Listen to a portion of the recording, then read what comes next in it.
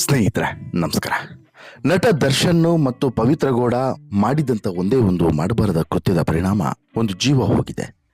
ಅದು ಅಭಿಮಾನಿ ಅಲ್ವೋ, ಅದು ಮನುಷ್ಯ ಜೀವ. ಯಾರೇ ಆಗಿದ್ರೂ ಕೂಡ ಇಂಥದ್ದೊಂದು ಕೃತ್ಯವನ್ನು ಮಾಡಲೇಬಾರ್ದು. ಯಾರೇ ಆಗಿದ್ರೂ ಕೂಡ, ಅದು ದರ್ಶನ್ ಆಗಲಿ ಇನ್ನೊಬ್ಬರಾಗಲಿ, ಮತ್ತೊಬ್ಬರ ಜೀವವನ್ನು ತೆಗೆಯುವಂತಹ ಹಕ್ಕು ಯಾರಿಗೂ ಕೂಡ ಇಲ್ಲ. ಆದರೆ ಇಲ್ಲಿ ದರ್ಶನ್, ಪವಿತ್ರ ಗೌಡ ಮತ್ತು ಅವರ ಇಡೀ ಗ್ಯಾಂಗ್ ಕಾನೂನನ್ನು ಕೈ ತೆಗೆದುಕೊಳ್ಳುವಂಥ ಕೆಲಸವನ್ನು ಮಾಡಿತು. ಕೇವಲ ಅಷ್ಟೇ ಮಾಡಿ ಸುಮ್ಮನೆ ಆಗಿದ್ಲ, ಅದ್ರ ಜೊತೆಗೆ ಮಾಡಬಾರದ ಕೃತ್ಯಗಳನ್ನು ಮಾಡಿತು. ಬಹುಶಃ ನೀವು ಈ ರೇಣುಕಾ ಸ್ವಾಮಿಯನ್ನು ಇವರು ಹಲ್ಲೆ ಮಾಡಿ ಸಾಯಿಸಿದಂತಹ ಪರಿಯನ್ನೇನಾದರೂ ಕೇಳಿದ್ರೆ ಬಹುಶಃ ಬೆಚ್ಚಿ ಬೀಳ್ತೀರಾ. ಎಷ್ಟು ನಟೋರಿಯಸ್ ಈ ಗ್ಯಾಂಗ್ ಅನ್ನೋದು ಗೊತ್ತಾದರೆ ಬಹುಶಃ ನಿಮಗೆ ಶಾಕ್ ಆಗುತ್ತೆ. ನಿಮಗೆ ಈ ಗ್ಯಾಂಗ್ನ ಬಗ್ಗೆ ಒಂದು ಬೆಚ್ಚಿ ಬೀಳಿಸುವಂತಹ, ಮೈ ಕುದಿಯುವಂತಹ ಅಂಶವನ್ನು ನಾನು ಇವತ್ತು ನಿಮ್ಮ ಮುಂದೆ ಇಡ್ತಾ ಹೋಗ್ತೇನೆ. ಅದಕ್ಕಿಂತ ಮುಂಚೆ ಈ ರೇಣುಕಾ ಸ್ವಾಮಿ ಯಾರು, ಈತನಿಗೂ ಈ ಪ್ರಕರಣಕ್ಕೂ ಲಿಂಕ್ ಹೇಗೆ ಬಂತು, ಜೊತೆಗೆ ರೇಣುಕಾ ಸ್ವಾಮಿಯ ಮನೆಯವರು ಇವತ್ತು ಗೋಳಾಡ್ತಿರುವಂತಹ ಪರಿ ಮತ್ತು ಶಾಪ ಇಡ್ತಿರುವಂಥ ಪರಿಯನ್ನು ನೋಡಿದ್ರೆ ಬಹುಶಃ ದರ್ಶನ್ಗೆ ಈ ಜನ್ಮ ಅಲ್ಲ, ಮುಂದಿನ ಜನ್ಮಕ್ಕೂ ಕೂಡ ಈ ಶಾಪ ಪರಿಹಾರ ಆಗಲಿಕ್ಕಿಲ್ಲ ಅಂತೇಳಿ ಅನಿಸುತ್ತೆ. ಯಾಕೆ ಅದನ್ನು ನಿಮ್ಮ ಮುಂದೆ ಇಡ್ತಾ ಹೋಗ್ತೀನಿ. ಅದಕ್ಕಿಂತ ಮುಂಚೆ ನೀವಿನ್ನೂ ಕೂಡ ನಮ್ಮ ಚಾನಲನ್ನು ಸಬ್ಸ್ಕ್ರೈಬ್ ಮಾಡಿಲ್ಲ ಅಂದರೆ ದಯವಿಟ್ಟು ಕೂಡಲೇ ಸಬ್ಸ್ಕ್ರೈಬ್ ಮಾಡಿ ಸ್ನೇಹಿತರೆ.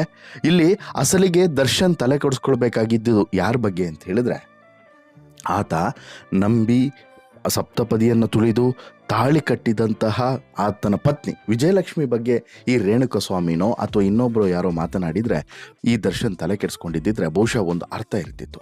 ಆದರೆ ಅಧಿಕೃತವಾಗಿ ಸಂಬಂಧವೇ ಇರದಂಥ ಪವಿತ್ರ ಗೌಡ ಬಗ್ಗೆ ಈ ರೇಣುಕಾ ಸ್ವಾಮಿ ಮಾಡಿದಂಥ ಅಶ್ಲೀಲ ಕಮೆಂಟ್ಗೆ ದರ್ಶನ್ ಮಾಡಿದಂಥ ಕೃತ್ಯ ಇದೆಯಲ್ಲ, ಇದು ಕ್ಷಮಿಸೋಕೆ ಸಾಧ್ಯವಾಗದಂಥ ಕೃತ್ಯ.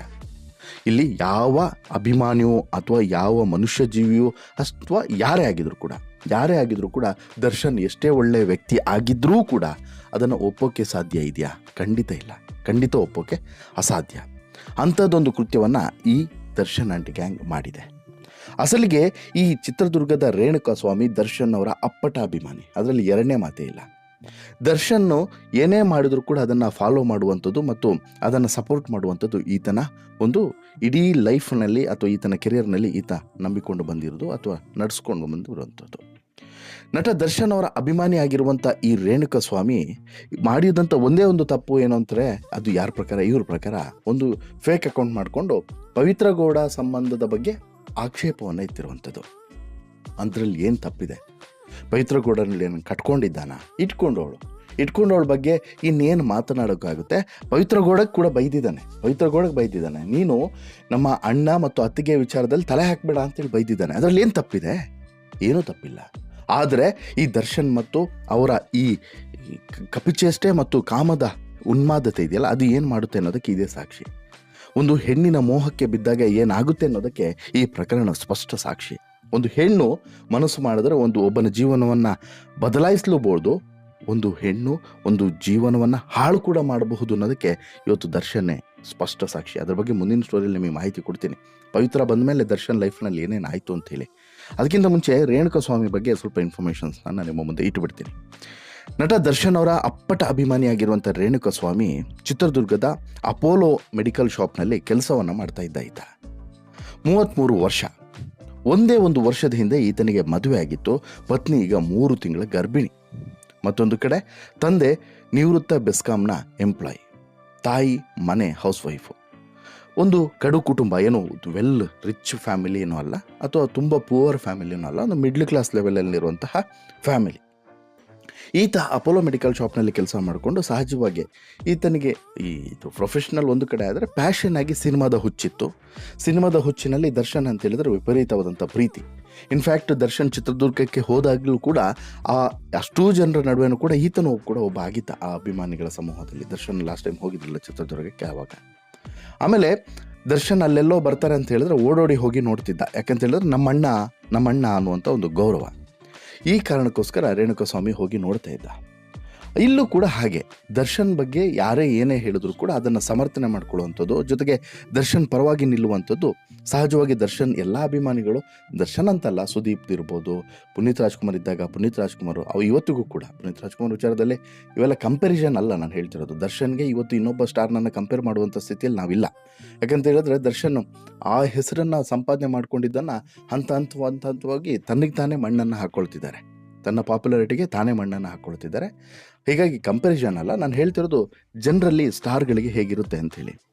ಹೀಗೆ ಈತನ ಮೇಲೆ ಒಂದು ರೀತಿಯಾದಂಥ ವಿಶೇಷವಾದಂಥ ಪ್ರೀತಿ ಯಾರಿಗೆ? ರೇಣುಕಾಸ್ವಾಮಿಗೆ. ಅದೇ ರೀತಿ ಈ ದರ್ಶನ್ ಕುಟುಂಬದಲ್ಲಿ ಪವಿತ್ರ ಎಂಟ್ರಿ ಆಗಿದ್ದು ಸಹಜವಾಗಿ ದರ್ಶನ್ ಅವರ ಹಾರ್ಡ್ ಕೋರ್ ಫ್ಯಾನ್ಸ್ಗಳಿಗೆ ಇಷ್ಟ ಇಲ್ಲ. ಯಾಕಂತ ಹೇಳಿದ್ರೆ ಒಂದು ಪವಿತ್ರವಾದಂಥ ಸಂಬಂಧ ಇರುವಾಗ ಈ ಅಪವಿತ್ರವಾದಂಥ ಸಂಬಂಧ ಯಾಕೆ ಅನ್ನುವಂಥದ್ದು ಇಲ್ಲಿ ಎಲ್ಲರ ಪ್ರಶ್ನೆ. ಈ ಅಪವಿತ್ರ ಸಂಬಂಧದ ಪರಿಣಾಮವಾಗಿ ಇಲ್ಲಿ ಇಷ್ಟೆಲ್ಲ ಘಟನೆಗಳು ನಡೆಯುವಂಥದ್ದು. ಇಲ್ಲೂ ಕೂಡ ಹಾಗೆ ಆಗಿದೆ.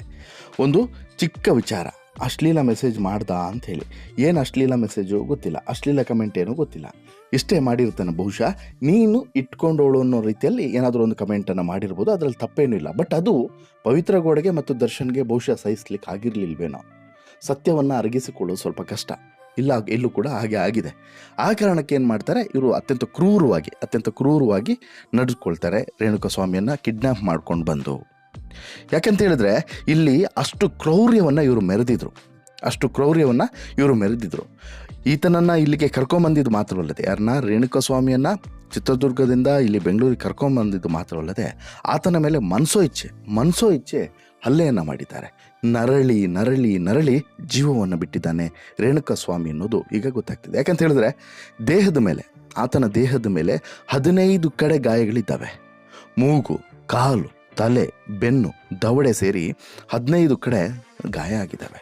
ರಾಡ್ ಮತ್ತು ಕಟ್ಟಿಗೆಯಿಂದ ಮರಣಾಂತಿಕವಾಗಿ ಹಲ್ಲೆಯನ್ನು ಮಾಡಲಾಗಿದೆ ಅನ್ನೋದು ಈಗಾಗಲೇ ಬಂದಿರುವಂಥ ರಿಪೋರ್ಟು. ಈ ಪರಿಣಾಮವಾಗಿ ಈ ರೇಣುಕಾಸ್ವಾಮಿ ನರಳಿ ಪ್ರಾಣ ಬಿಟ್ಟಿದ್ದಾನೆ ಅಂತ ಹೇಳ್ಬಿಟ್ಟು ಫಾರೆನ್ಸಿಕ್ಸ್ ರಿಪೋರ್ಟ್ನಲ್ಲೂ ಕೂಡ ಈಗ ಗೊತ್ತಾಗಿದೆ. ಈ ಪರೀಕ್ಷೆಯ ಬಳಿಕ ರೇಣುಕಾಸ್ವಾಮಿಯ ದೇಹವನ್ನು ಅವರ ಫ್ಯಾಮಿಲಿಯವರಿಗೆ ಹಸ್ತಾಂತರಿಸಿದ್ದಾರೆ. ನಂತರ ಸಹಜವಾಗಿ ಅವರು ಅವರ ಕೆಲಸವನ್ನು ಮಾಡಿದ್ದಾರೆ. ಬಟ್ ಇಲ್ಲಿ ಈ ರೀತಿ ಮಾಡುವಂತಹ ಹಿಂದೆ, ಇಷ್ಟು ಕ್ರೂರವಾಗಿ ಇಷ್ಟು ಕ್ರೌರ್ಯವನ್ನು ಮೆರೆಯೋದ್ರ ಹಿಂದೆ ಇವರೆಲ್ಲರಿಗೂ ಕೂಡ ನಶೆ ಇಷ್ಟೆಲ್ಲ ಮಾಡಿಸ್ತಾ ಅನ್ನೋದು ಕೂಡ ಒಂದು ಪ್ರಶ್ನೆ. ಇವರು ಮನುಷ್ಯರಾಗಿದ್ದಿದ್ರೆ ಇಷ್ಟೆಲ್ಲ ಮಾಡ್ತಿರಲಿಲ್ಲ. ಅವರು ಮನುಷ್ಯತ್ವವನ್ನು ಮರೆತು ಎಣ್ಣೆ ಹೊಡೆದಿದ್ದಂಥ ಪರಿಣಾಮ ಮತ್ತು ಎಣ್ಣೆ ಹೊಡೆದಿದ್ದಂಥ ನಶೆಯಲ್ಲಿ ಈ ಮಟ್ಟಕ್ಕೆ ಮಾಡಿದ್ರ ಅನ್ನೋದು ಈಗಿರುವಂಥ ಪ್ರಶ್ನೆ. ಜೊತೆಗೆ ಅವರು ಏನೇ ಮಾಡಿದರೂ ಕೂಡ ಪ್ರಶ್ನೆ ಮಾಡಿ ಕಳಿಸಿದ್ರೂ ತಪ್ಪಾಗ್ತಿರಲಿಲ್ಲ. ಅಥವಾ ಅವನಿಗೆ ತಮಾಷೆಗೆ ಅಥವಾ ಲೈಟಾಗಿ ಒಂದು ಕಪಾಳಕ್ಕೆ ಒಂದು ಹೊಡೆಯೋದು ಹಾಗೇನೋ ಮಾಡ್ಬೋದಾಗಿತ್ತು. ಬಟ್ ರಾಡು, ದೊಣ್ಣೆ ಇವುಗಳಿಂದ ಹೊಡೆದು ಹಲ್ಲೆ ಮಾಡಿದ್ದು ಇದು ಅಕ್ಷಮ್ಯ ಅಪರಾಧ. ಇದ್ರ ಜೊತೆಗೆ ಸ್ವತಃ ಅವನ ಪತ್ನಿನೇ ಹೇಳ್ತಾರೆ, ವಾರ್ನಿಂಗ್ ಮಾಡಿ ಬಿಟ್ಟಿದ್ರೆ ಸಾಕಾಗ್ತಲ್ಲ, ಇವತ್ತು ನನ್ನ ಗಂಡನ ಜೀವವನ್ನು ತೆಗೆದಿದ್ದಾರೆ, ನಾನು ಏನು ಮಾಡ್ಕೊಳ್ಳಿ ಅನ್ನೋದು ಅವರ ಆಕ್ರಂದನ. ಇವತ್ತು ಆ ತಾಯಿ, ಯಾರು ರೇಣುಕಾಸ್ವಾಮಿಯ ತಾಯಿ ಮತ್ತು ಅವರ ಪತ್ನಿ ಮಾತನಾಡೋದನ್ನು, ಕಣ್ಣೀರು ಸುರಿಸೋದನ್ನು, ಆಕ್ರಂದನ ಸುರಿಸೋದನ್ನು ಬಹುಶಃ ನೀವು ನೋಡಿದ್ರೆ ನಿಮ್ಮ ಕಣ್ಣಂಚಲ್ಲೂ ಕೂಡ ಕಣ್ಣೀರು ಬರುತ್ತೆ. ನಮ್ಮ ಮನೇಲಿ ನಾಳೆ ಇದೇ ಪರಿಸ್ಥಿತಿ ಬಂದರೆ ಏನು ಅನ್ನುವಂತಹ ಒಂದು ಸ್ಥಿತಿ ನಿರ್ಮಾಣ ಆಗುತ್ತೆ. ಯಾಕಂತ ಹೇಳಿದ್ರೆ ಪ್ರೇಯಸಿಗೋಸ್ಕರ ದರ್ಶನ್ ಇಷ್ಟೆಲ್ಲ ಮಾಡಿದ್ನ, ಅವ್ರ ಮೇಲೆ ಇಷ್ಟೆಲ್ಲ ನಾವು ಗೌರವ ಇಟ್ಟಿದ್ವಿ, ಅಭಿಮಾನ ಇಟ್ಟಿದ್ವಿ. ಆದರೆ ಅವನು ಮಾಡಿದಂಥ ಕೆಲಸ ಎಂಥದ್ದು ಅಂತೇಳಿ ಹಿಡಿ ಶಾಪವನ್ನು ಹಾಕ್ತಿದ್ದಾರೆ. ಯಾಕಂತ ಹೇಳಿದ್ರೆ ಇಲ್ಲಿ ಅವನು ಏನೇ ಮಾಡಿರ್ಬೋದ್ರಿ, ನನ್ನ ಮಗ ಸರಿ ತಪ್ಪೇ ಮಾಡಿದ್ದಾನೆ, ಆದರೆ ಅವನನ್ನು ಸಾಯಿಸುವಂಥದ್ದು ಏನಿತ್ತು ಅನ್ನೋದು ಅವರ ತಾಯಿ ಕೇಳ್ತಿರುವಂಥ ಪ್ರಶ್ನೆ. ಹೀಗಾಗಿ ಹಿಡಿ ಶಾಪವನ್ನು ಹಾಕ್ತಿದ್ದಾರೆ ಅವರ ತಾಯಿ. ನನ್ನ ಮಗನನ್ನು ಹೇಗೆ ನರಳಿ ಜೀವವನ್ನು ತೆಗೆದ್ರು ಅದೇ ರೀತಿ ಆತನ ಜೀವವನ್ನು ತೆಗಿಬೇಕು, ಆತನ ಇಡೀ ಗ್ಯಾಂಗ್ ಕೂಡ ಅದೇ ರೀತಿ ನರಳಿ ಜೀವವನ್ನು ಬಿಡಬೇಕು ಅನ್ನೋದು ಆ ಹೆತ್ತ ಕರುಳಿನ ನೋವಿನ ಮಾತು. ಇದ್ರ ಜೊತೆಗೆ ಪತ್ನಿಯದು ಇನ್ನೊಂದು ಪರಿಸ್ಥಿತಿ. ಕಾರಣ ಆಕೆಯ ಹೊಟ್ಟೆಯಲ್ಲಿ ರೇಣುಕಾಸ್ವಾಮಿಯ ಮಗು ಇದೆ. ಇನ್ನೂ ಕೂಡ 3 ತಿಂಗಳು ಮಗು. ಅದು ಈ ಮಗುವನ್ನು ನೋಡ್ಕೊಳ್ಳೋದು ಯಾರು ಅಂಥೇಳಿ ಆಕೆಯ ಕಣ್ಣೀರು. ಹೌದು, 1 ವರ್ಷದ ಹಿಂದೆ ನಾನು ಮದುವೆ ಆಗಿದ್ದೀನಿ, ಇದೀಗ ನಾನು ಗರ್ಭಿಣಿ. ಈ ಮಗುವಿನ ಜವಾಬ್ದಾರಿ ಯಾರದು? ಮಗು ಅಪ್ಪ ಎಲ್ಲಿ ಅಂತ ಹೇಳಿ ಕೇಳಿದ್ರೆ ನಾನು ಏನು ಹೇಳಿ?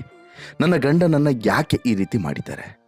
ಈ ಕೊಲೆಗೆ ಮತ್ತು ನನಗೆ ನ್ಯಾಯವನ್ನು ಕೊಡಿಸ್ಬೇಕು. ನಾನು ಒಂದು ಮನೆ ಗೃಹಿಣಿಯಾಗಿದ್ದೀನಿ, ಪತಿಯನ್ನು ಕಳ್ಕೊಂಡಿದ್ದೀನಿ. ಹೀಗಾಗಿ ಈಗ ಆಗಬಾರ್ದಾಗಿತ್ತು ನನ್ನ ಪರಿಸ್ಥಿತಿನ ಈ ರೀತಿ ಮಾಡಿಬಿಟ್ರಲ್ವ ದರ್ಶನ್ ಅಂತ ಹೇಳ್ಬಿಟ್ಟು ದರ್ಶನ್ಗೆ ಆಕೆಯು ಕೂಡ ಶಾಪವನ್ನು ಹಾಕಿದ್ದಾರೆ. ಜೊತೆಗೆ ನನ್ನ ಗಂಡ ಇಲ್ಲ, ನನ್ನ ಮುಂದಿನ ಜೀವನ ಹೇಗೆ ಸಾಗಿಸ್ಲಿ? ನಾನು ಮೊನ್ನೆ ಅಷ್ಟೇ ಕಾಲ್ ಮಾಡಿ ಮಾತನಾಡಿದ್ದೆ. ಅದಾದ ಬಳಿಕ ಯಾವತ್ತೂ ಕೂಡ ಮಾತನಾಡಲಿಕ್ಕೆ ಸಾಧ್ಯ ಆಗಲಿಲ್ಲ. ನಾನು ನನ್ನ ಗಂಡನನ್ನು ಕಳೆದುಕೊಂಡಿದ್ದು, ನಾನು ನನ್ನ ಮುಂದಿನ ಜೀವವನ್ನು ಹೇಗೆ ನಡೆಸ್ಕೊಳ್ಳೋದು ಹೋಗೋದು ಅಂತೇಳಿ ಈಕೆ ತಲೆ ಕೆಡಿಸ್ಕೊಂಡು ಕೂತಿದ್ದಾರೆ.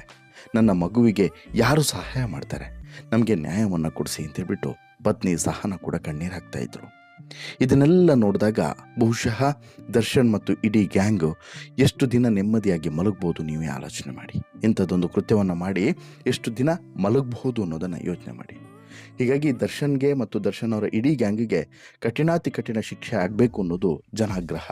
ಎಲ್ಲ ಕಡೆಯಿಂದನೂ ಕೂಡ ಇದೇ ಒತ್ತಾಯಗಳು ಕೇಳಿ ಬರ್ತಿದ್ದಾವೆ. ಹೀಗಾಗಿ ದರ್ಶನ್ಗೆ ಈ ಪ್ರಕರಣದಲ್ಲಿ ಕಠಿಣ ಶಿಕ್ಷೆ ಆಗುವಂಥ ಸಾಧ್ಯತೆ ಮತ್ತು ಅವರ ಇಡೀ ಗ್ಯಾಂಗಿಗೆ ಕಠಿಣ ಶಿಕ್ಷೆ ಆಗುವಂಥ ಸಾಧ್ಯತೆ ಹೆಚ್ಚಾಗಿ ಕಾಣಿಸ್ತಿದೆ.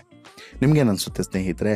ರೇಣುಕಾಸ್ವಾಮಿ ಮತ್ತು ಆತನ ಕುಟುಂಬದ ಇವತ್ತಿನ ಈ ಪರಿಸ್ಥಿತಿಯನ್ನು ಕಂಡಾಗ, ಜೊತೆಗೆ ಅವನನ್ನು, ಆ ರೇಣುಕಾಸ್ವಾಮಿಯನ್ನು ದರ್ಶನ್ ಮತ್ತು ಅವರ ಈ ನಟೋರಿಯಸ್ ಗ್ಯಾಂಗು ಮುಗಿಸಿದ ರೀತಿಯನ್ನು ನೋಡಿದಾಗ ನಿಮಗೇನು ಅನಿಸುತ್ತೆ? ದಯವಿಟ್ಟು ಕಮೆಂಟ್ ಮಾಡಿ ತಿಳಿಸಿ. ಜೊತೆಗೆ ಈ ಸ್ಟೋರಿ ಇಷ್ಟ ಆಯಿತು ಅಂತ ಹೇಳಿದ್ರೆ ಲೈಕ್ ಮಾಡಿ, ಶೇರ್ ಮಾಡಿ, ಚಾನಲ್ಗೆ ಸಬ್ಸ್ಕ್ರೈಬ್ ಆಗೋದನ್ನು ಮರಿಬೇಡಿ. ಧನ್ಯವಾದ.